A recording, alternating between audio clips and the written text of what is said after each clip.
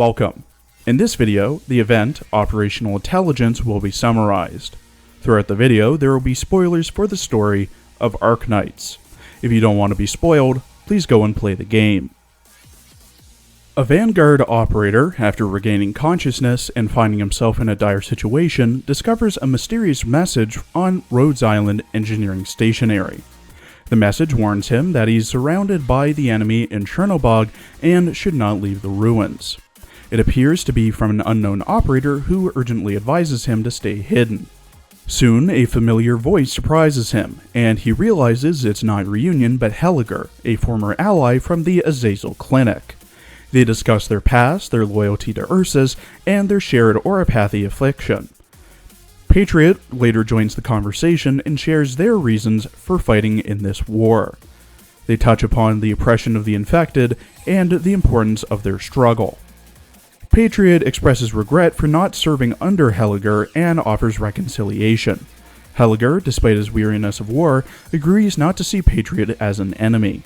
However, their peaceful disruption is interrupted by Reunion soldiers and reports of a successful Reunion attack on Rhodes Island.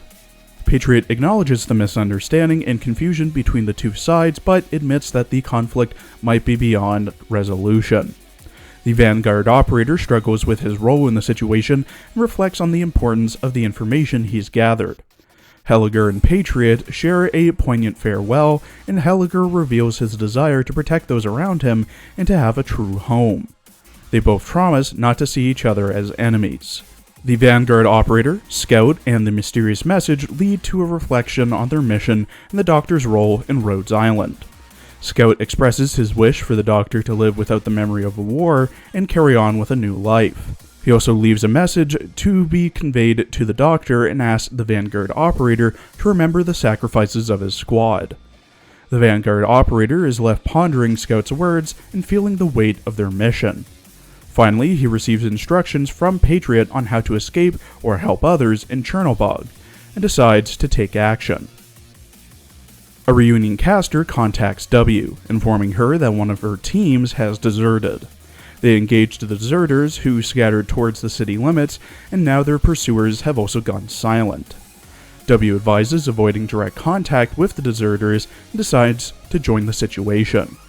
At the scene, Flamebringer easily defeats the Reunion caster and is revealed as the deserter. W recognizes him and suggests he rejoin Reunion, but Flamebringer declines. They engage in a brief skirmish and Flamebringer leaves after mentioning a place he intends to go. W and Flamebringer part ways, and Doberman welcomes Flamebringer to Rhodes Island, emphasizing the importance of following the rules.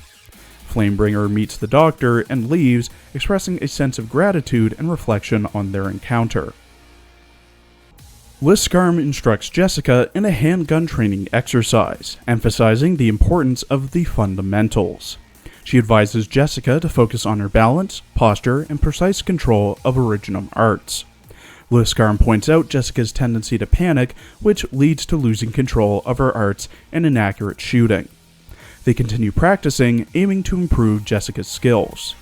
Franca comments on Jessica's training, suggesting she needs more confidence. Liskarm explains her commitment to helping Jessica develop her combat abilities. Franca teases Liskarm about her dedication to her teammates and suggests seeking guidance from Laterano firearm experts, but Liskarm emphasizes the challenge of their training. The conversation touches on Blacksteel's use of pistols, their logistical choice, and management benefits. Liskarm asks for Franca's assistance in teaching Jessica, as her unique abilities and experience make her a valuable mentor for the trainee. Franca expresses uncertainty about her teaching skills, and Liskarm reassures her that Jessica appreciates her guidance. The discussion also highlights Jessica's achievements and dedication to improving her skills. Liskarm was unaware of her scores, and Franca encourages her to acknowledge her hard work. She advises Liskarm not to teach Jessica to be like her, and they reflect on Jessica's potential. In a forest cabin, Vermeil is confronted by a mysterious Sancta from Laterano Notario Hall. Vermeil fires arrows at the stranger but fails to hit. The Sancta introduces himself as an executor and explains that he is there to carry out the wishes of a deceased man, Mr. Durmont, who requested that Vermeil be brought to Laterano. A flashback reveals that Vermeil was once saved by a hunter and given a metal arm. Back in the present, the Sancta reveals that Mr. Durmont wanted Vermeil to live and has taken care of her medical expenses. Vermeil is conflicted about accepting an offer and recalls a conversation with the Sancta regarding Mr. Durmont's final request to keep his past hidden. Vermeil resists going with the Sancta but eventually agrees to accompany him. The Sancta reveals that they are headed to Rhodes Island, where Vermeil's condition may be alleviated. Vermeil is hesitant and wants to say goodbye to her people first. The Sancta insists on going with Vermeil for her safety and tells her that she may have been marked as the heir to Mr. Durmont. He assures her that he has disarmed the traps and leads her to leave the cabin and start a new journey. In the letter that Mr. Durmont left, he expresses his hopes for Vermeil's future and asks the Sancta, known as Executor, to take care of her and not reveal his past. He reflects on the idea of justice and hopes that the notarial hall can forgive him. He considers Vermeil as his legacy.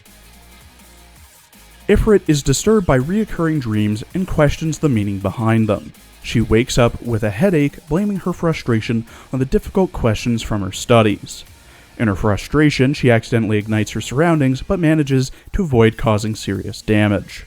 She reflects on a conversation with the doctor and how her uncontrollable powers have caused issues, leading to her being isolated from the others. Ifrit's notebook is partially damaged, but she resolves to improve herself and control her fiery abilities. Project Red and Frostleaf encounter Ifrit, who is burning her homework. They offer assistance, and Project Red has a unique reaction to Ifrit's powers. Ifrit's emotions run high, leading to an intense outburst, causing Frostleaf to intervene. In a brief flashback, Ifrit's painful past is hinted at, suggesting she was experimented on in some way.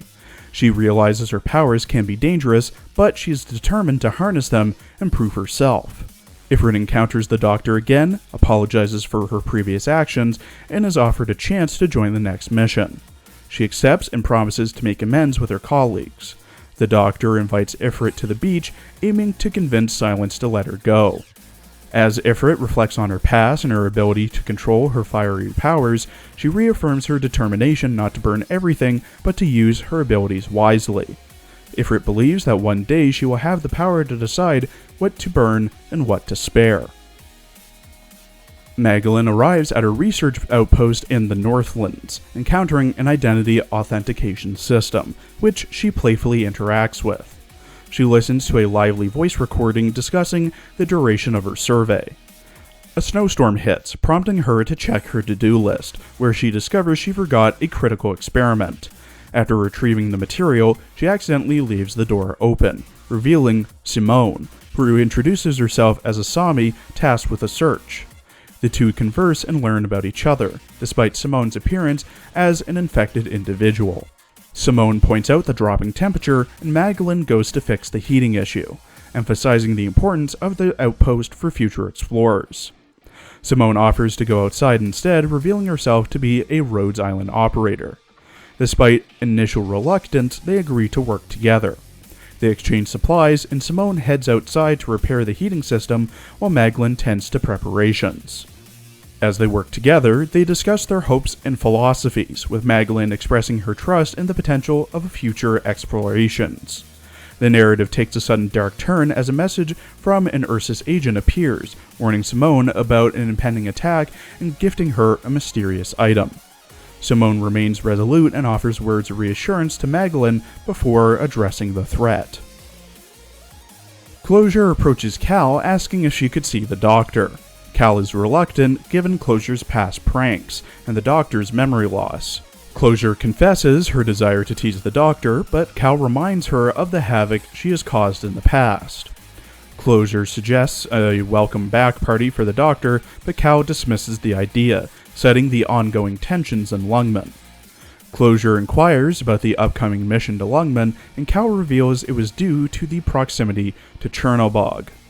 The conversation shifts to Heavy Rain, a former Sargon military member who showed gratitude to Cal for her recovery.